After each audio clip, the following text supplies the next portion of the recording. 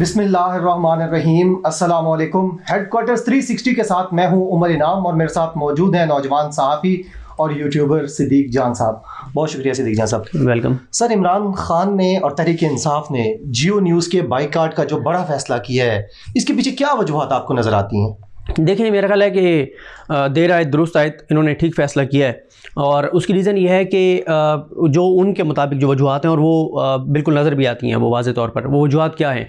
वो कहते हैं कि यार, एक होता है कि थोड़ा सा चीज़ों को बैलेंस करना, बिल्कुल, लेकिन बिल्कुल बैलेंस नहीं किया जाता और वन साइडेड स्टोरीज़ की जाती हैं, मुसलसल प्रोपेगेंडा किया जाता है और मुसलसल ऐसी चीज़ें की जाती हैं जो कि नज़र आता है वाज़े तौर पर कि अपोजिशन को फ़ायदा पहुँचाने के लिए, मुस्लिम लीग नून को फ़ायदा पहुँचाने के लिए, और फिर वो चीज़ें नज़र भी आती हैं। देखिए, मरीम नवाज़ साहिबा ने वो जो उनकी ऑडियो लीक हुई थी कि टोकरी वाली, तो उनमें से एक इनकी अहम शख्सियत थी जियो की।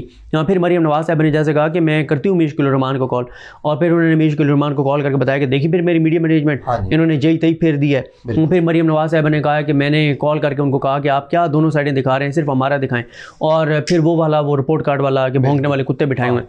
तो बात यह है कि वाज़े तौर पर जब नज़र आ रहा है, और फिर सबसे बड़ा एक और मसला जो डिस्कस हुआ, जो हमारे ज़राए बताते हैं, वो ये भी हुआ कि जियांग और जियो के जितने भी लोग हैं वो सोशल मीडिया पे भी पूरा वो लाइन लेते हैं प्रो PMLN, और इमरान खान साहब कहते हैं कि मुझे इससे कोई मसला नहीं है कि तनकीद करें, ख़बर भी दें, जितनी ख़बर देनी हमारे ख़िलाफ़ दें, मसला नहीं है। लेकिन वो ये समझते हैं कि जो इमरान खान साहब की अहलिया के ख़िलाफ़ जो एक मुहिम चलती है, उन मुहिम चलाने वालों को जियो के लोग जो हैं वो सपोर्ट करते हैं सोशल मीडिया के ऊपर। और पूरा ये क्योंकि असल में ना, जियो का मसला क्या है, जंग और जियो के बारे में ये कहा जाता है मार्केट में कि जिसने जंग और जियो में टाइम लगा लिया ना, फिर वो जहाँ मर्ज़ी चला जाए, उसके दिल से, उसके दिमाग से मुस्लिम लीग नून नहीं निकल सकती, उसके दिल और दिमाग से नवाज शरीफ नहीं निकल सकता। पता नहीं जंग और जियो में जो लोग काम करते हैं, अभी कुछ लोग हैं बहुत अच्छे भी हैं और बहुत वो इंडिपेंडेंट हैं, ऐसा भी नहीं है कि सब लोग इस तरह के, लेकिन मोस्टली की बात मैं कर रहा हूँ। वो शायद उनको शायद ये बताया जाता है कि हमें जो पैसे मिल रहे हैं वो मुस्लिम लीग नून की वजह से मिल रहे हैं, नवाज शरीफ की वजह से मिल रहे हैं, और हमारे वो अंदाता हैं, हमें देने वाले वो हैं, और इसलिए उनकी मोहब्बत हम पर फ़र्ज़ भी है और कर्ज़ भी है। तो इसलिए शायद वो जो है वो हर वक्त नवाज शरीफ हर चीज़ नून लीग के हक़ में, हर पाकिस्तान के इदारों को गालियाँ देना, पाकिस्तान की फ़ौज के ख़िलाफ़ प्रोपेगेंडा करना, पाकिस्तान के ख़िलाफ़ नेगेटिविटी फैलाना, इमरान खान के ख़िलाफ़ चीज़ें करना मसलन। तो इसलिए इमरान खान साहब ये समझते हैं कि जिसने करनी वन साइडेड है, और हालांकि मैं समझता हूँ बंदे को तस्लीम करना चाहिए। मुनीब फ़ारूक साहब जो हैं वो बैलेंस्ड, उनका प्रोग्राम ज़रूर बैलेंस्ड होता है, लेकिन फिर वो ज़ाहिर है वो इमरान खान साहब ये भी देखते हैं, तहरीक साहब ये भी देखते हैं कि न्यूज़ में मुसलसल इस तरह की चीज़ें करना, फिर सोशल मीडिया के उनके लोगों की तरफ से ये सारी चीज़ें करना, तो वो ये समझते हैं कि इनका बाइकआउट करना चाहिए, और ये जियो पे इम्पैक्ट ज़रूर डालेगा। उसकी रीज़न ये है कि जब एक जमात बाइकआउट कर देती है तो फिर इसका मतलब यही होता है कि अच्छा, दो इसके पॉइंट ऑफ व्यू होते हैं। एक तो ये भी होता है, कुछ लोगों का ये भी नुक्ता नज़र है कि यार आपको बाइकआउट नहीं करना चाहिए, आप अपने बंदे भेजें, एग्रेसिव बात करें, डट के बात करें, लेकिन फिर वही बात आ जाती है कि एक चीज़ अगर रिकॉर्ड हो गई है और वो काट छांट करके चला देते हैं अपनी मर्ज़ी की चीज़ें, या वो आपके बंदे को चले प्रोग्राम में तो फिर भी शायद वो कहीं ना कहीं आपको कोई चीज़ वो थोड़ा सा वो कर दें, न्यूज़ में तो वो फिर उनका पूरा इख्तियार होता है। और मैं आपको बताऊँ, बड़ी चीज़ें होती हैं, जैसे अदनान आदिल साहब को उस दिन मैं ट्वीट देख रहा था कि उज़्बेक सदर आए, अहम मुआहदों पर दस्तखत हुए और उनका बड़ा इम्पैक्ट है पाकिस्तान की मईशत में, वो चीज़ें आगे बढ़ती हैं। तो डान ने ना फ्रंट पेज पर ख़बर लगाई ना बैक पेज पर, अंदरूनी सफ़ात के ऊपर वो ख़बर लगाई। अच्छा, इसी तरह से मैं देख रहा था कि जिस दिन इमरान खान साहब ने रिलीफ पैकेज का अनाउंस किया या कोई और इस तरह का इंपॉर्टेंट इवेंट था, तो उसको बिल्कुल और तरह से जियो ने वो किया। तो बात यह कि हर चीज़ पे आप देखें, जब कोविड आया जियो ने पूरा जोर लगाया कि इमरान खान साहब कर्फ्यू लगा दें, बिल्कुल ऐसे, और पूरी दुनिया की मिसालें जो हैं वो इकट्ठी करके कि फ़लाने मुल्क में इतनी आबाद हो गई हैं क्योंकि उन्होंने मुल्क बंद नहीं किया, फ़लाने में इतनी हो गई हैं, यहाँ तक कि मोदी को बढ़ा चढ़ा के पेश किया गया कि देखें जी, मोदी ने जनाब वो हर चीज़ बंद कर दी, और उसके बाद जो मोदी के साथ हुआ और जो इंडिया के साथ हुआ वो आपके सामने है। और उस वक्त भी आपको पता है इमरान खान साहब डट गए थे कि मैं किसी तौर पर जो है वो हर चीज़ बंद नहीं करूँगा, मेरे मुल्क के गरीब लोग मर जाएंगे और ये सारी चीज़ें। तो फिर जब आप ये देखें कि जब हुकूमत ने ये फैसला किया कि लोगों को बजाय इसके हॉस्पिटल्स में उनको हम लेके जाएं, क्योंकि आपको पता है लोग बहुत खौफज़दा भी थे कि जिसको बुलाते थे कि आप आएँ, फिर हुकूमत ने ये फैसला किया था कि घरों में क्वारंटीन हो जाएं। तो मुझे याद है कि जियो के प्रोग्राम में पूरा एक खौफ व हिरास फैलाया गया कि जो लोग घरों में क्वारंटीन कर रहे हैं ना, वो खौफ से मर रहे हैं और खड़े खड़े गिर गए हैं, मर गए हैं, बिल्कुल। तो यानी पहले हस्पतालों में इतनी कैपेसिटी नहीं थी शुरू में, फिर आहिस्ता आहिस्ता कैपेसिटी बिल्डिंग हुई और अल्हम्दुलिल्लाह बहुत ज़्यादा हुई। तो ऐसे वो दिया गया कि जब हुकूमत ने कहा घरों में, तो उन्होंने कहा घरों में नहीं, अस्पतालों में, और जो मतलब कोई अजीबोगरीब तरह का।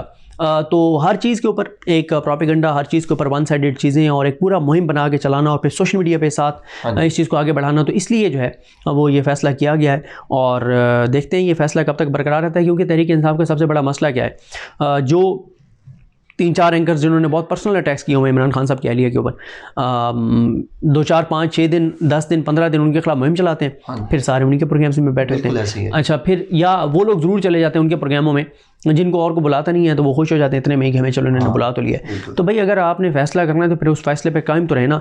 लेकिन ये है कि अब बैकडोर निगोशिएशन शुरू होंगी और निगोशिएट किया जाएगा, कहा जाएगा कि जनाब कोई मिन्नत तरला, को माफ़ी तलाफ़ी, चीज़ें तय करें, मामला देखें ब्रेक थ्रू होता है नहीं होता, लेकिन अब ये कोशिश ज़रूर की जाएगी। उसकी रीज़न ये है कि चैनल को बड़ा इस पर इम्पैक्ट आता है चैनल के ऊपर, जब ये हो कि एक पार्टी के ख़िलाफ़ मुसलसल बात हो रही है और उसका नुमाइंदा ही नहीं बैठा और उसका मौक़िफ़ ही नहीं आ रहा, तो इससे फिर ज़ाहिर है फ़र्क तो पड़ता है। ठीक है कि अब मज़ा ही नहीं आता ना कि अगर दोनों साइडों की एक आप एक टॉक शो कर रहे हैं और एक ही जमात का आपके पास मेहमान बैठा है और दूसरी जमात का बंदा बैठा ही नहीं है आपके साथ कि वो उसको काउंटर कर सके। टॉक शो में तो यही होता है, हर जमात का एक बंदा बैठा होता है और वो अपनी अपनी जमात का मौक़िफ़ दे रहा होता है, तो इस तरह से तो फिर इनको नुकसान तो होगा। बिल्कुल सही है। देखिए इमरान खान साहब ने जिक्र किया, अभी अपनी स्पीच में भी जिक्र किया कि शौकत खानम के हवाले से प्रोपेगेंडा किया गया कि शौकत खानम का जो फ़ंड है उसके हवाले से वो किया गया। अच्छा, फिर आप ये देखें कि जंग और जियो की आप सूरत हाल देखें कि उमर चीमा साहब जो है जब पनामा आया तो उमर चीमा साहब ने क्रेडिट लिया और कहा कि जी मैं उस कंसोर्शियम का हिस्सा हूँ जिसने ये ब्रेक किया है पनामा लीक्स, और जंग और जियो ने भी क्रेडिट लिया। 2-4 दिन गुजरे और उसके बाद से लेके आज तक जंग, जियो, उमर चीमा साबित करते हैं कि ये नवाज शरीफ के खिलाफ साजिश थी, ये पनामा लीक्स, और क्रेडिट क्या उसको झूठा साबित करते हैं, उसको साजिश करार देते हैं पाकिस्तान के वज़ीर-ए-आज़म जो उस वक्त नवाज शरीफ थे उनके खिलाफ। तो ये इनका ये मसला है। फिर आप इनकी याद करें, इनकी ख़बरें, इनकी वो ख़बर आप याद करें जो जिस दिन JIT रिपोर्ट सबमिट हुई थी सुप्रीम कोर्ट में, तो सबसे बड़ी ख़बर जंग और जियो में क्या थी कि जनाब वो जो JIT है उसने मीर नवाज शरीफ को क्लियर करार दे दिया है। ठीक है, हालांकि उसमें वो उनका वो चीज़ें सामने आ गई थी और उसके ऊपर नायल हुए। फिर आप देखें, इन्होंने कहा कि सुप्रीम कोर्ट ने JIT की जो इंतज़ामी सारी चीज़ें हैं वो ISI के हवाले कर दी, वो भी गलत खबर थी। अच्छा, फिर अभी देखें ये राना शमीम का उन्होंने बयान अल्फी छापा और राना शमीम का बयान अल्फी छाप के और फिर उन्होंने जैसे कहते हैं ना कि अदालत के यहाँ पे हाथ रख के गले पे, ठीक है ना, और इन्होंने रिलीफ लिया, डंके की चोट पे रिलीफ लिया, अदालत के खिलाफ खबरें लगाई, दबाव बढ़ाया, बैरूनी तौर पर, अंदरूनी तौर पर धमकियाँ, सब इनके साथ एक पूरा गैंग था 40-50 लोगों का, उन्होंने इस्लामाबादी कोर्ट से रिलीफ लिया। अच्छा, और मैंने आपको बताया ना कि हर चीज़ के ऊपर, अच्छा देखें इस वक्त जितने लोग भी इमरान खान साहब के ऊपर पर्सनल अटैक्स करते हैं वो उनका कहीं ना कहीं से जाके ताल्लुक जंग और जियो से ही जुड़ता है। नजम सेठी जंग और जियो के साथ रहे, ठीक है, और वो आज भी, तो इसलिए मैं कह रहा हूँ ना कि जो भी जंग और जियो छोड़ के भी जाता है तो छोड़ने के बावजूद उसके दिल से नवाज शरीफ की मोहब्बत और उससे उसके दिल और दिमाग से इमरान खान की नफ़रत नहीं जाती, पाकिस्तान की फ़ौज की नफ़रत नहीं जाती, और इतना उनके मुंह को एक नवाज शरीफ की मोहब्बत का वो एक नशा जो है वो लगा दिया जाता है कि वो फिर उस नशे के बगैर नहीं रह सकते। और फिर आप वो भी याद करें जब पार्लियामेंट में एक तकरीर हो रही थी तो चौधरी निसार तकरीर कर रहे थे तो नवाज शरीफ ने शायद साथ कहा था कि जियो का नाम लो, जियो का नाम लो, वो एक इस तरह की कुछ चीज़ आई थी। और फिर आप ये देखेंगे जब पनामा आया तो इश्तहारात ज़्यादा कर दिए, उसमें भी जियो को बड़ा इन्होंने नवाजा। तो बड़ा ख्याल रखा जाता था नवाज शरीफ के दौर में जियो को, और बड़ा फंड शंड दिए जाते थे, बड़ा उनको इश्तहारात दिए जाते थे, और हमेशा पाकिस्तान के इदारों के ख़िलाफ़ बढ़ चढ़ कर जियो ने प्रोपेगेंडा किया है, पाकिस्तान के ख़िलाफ़ नेगेटिविटी। और अभी भी ये जानबूझ के आप इनकी ख़बरें देखें, ख़बरों में ऐसा ट्विस्ट होता है जिसका मकसद किसी न किसी तरह से कोशिश होती है कि कोई इंतशार फैले, कोई नफ़रतें बढ़ें। और मैं पिछले दिनों भी एक मसलक के हवाले से इन्होंने बाकायदा नाम लिख के एक हेडलाइन लगाई हुई थी, सुर्खी लगाई हुई थी। तो मैंने किसी दोस्त को कह रहा था, मैंने कहा जंग में मैंने ये आज से 3 साल कबल जब इमरान खान नहीं थे कभी इस तरह की सुर्खी नहीं देखी थी ना, कि एक मसलक के हवाले से डायरेक्ट इस तरह की चीज़ लेके जिससे ख़दशा हो कि ये चीज़ लोगों को थोड़ा सा इंतशार दिलाएगी, गुस्सा दिलाएगी, उनके अंदर थोड़ा सा जज्बात उभारेगी। लेकिन अब ये करते हैं क्योंकि मकसद क्या होता है, किसी तरह से कोई इमरान खान के कोई दौर में मामला कोई देखें। इंतशार हो, हाँ जी। कोई ना कोई चीज़ हो, तो मेरा यही दोबारा कहूँगा कि देर है दुरुस्त है, बिल्कुल ठीक फैसला है। ज़बरदस्त। और जिसका एजेंडा ये आगे लेकर चल रहे हैं तो फिर पैसा भी उन्हीं से लें हाँ जी। और मेहमान भी उन्हीं के बिठाएं।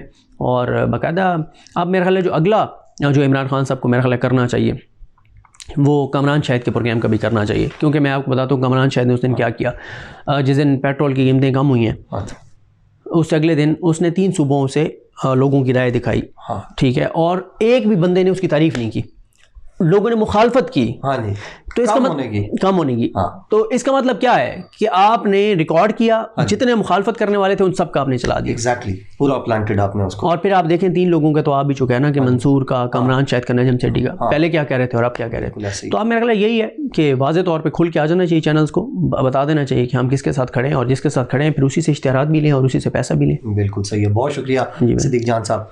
नाजरीन, सिद्दीक जान साहब की जो मुदल्लल और बकाया कोई लगी लिपटी जो गुफ्तगू है इनकी, वो आपने सुनी। उम्मीद है आपको आज का प्रोग्राम पसंद आया होगा।